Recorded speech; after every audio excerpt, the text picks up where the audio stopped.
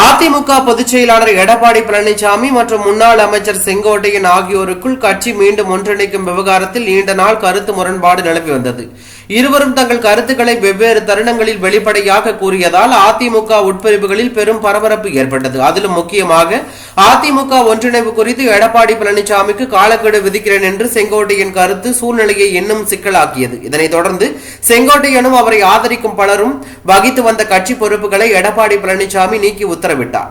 அது போதாமல் செங்கோட்டையனை கட்சியிலிருந்தே நீக்கப்படுவதாக அறிவிப்பு வெளிவந்தது. இதற்கு பதிலாக நீதிமன்றம் கதவை தட்டுவேன் என செங்கோட்டையன் அறிவித்ததால் அரசியல் தீபாவளி இன்னும் சூடுபிடித்தது. இந்நிலையில் அதிமுகவிலிருந்து அகற்றப்பட்ட செங்கோட்டையன் நடிகர் விஜய் தலைமையிலான தமிழக வெற்றி கழகத்தில் இணைய உள்ளார் என்ற தகவல் நேற்று முதல் சமூக வலைதளம் முழுவதும் வேகமாக பரவி வருகிறது. குறிப்பாக வருகின்ற 27ஆம் தேதி விஜயின் முன்னிலையில் அவர் தமிழக வெற்றி கழகத்தில் சேரலாம் என்ற ஸ்கூப் அரசியல் வட்டாரத்தில் அதிர்ச்சி அலைகளை ஏற்படுத்தி உள்ளது.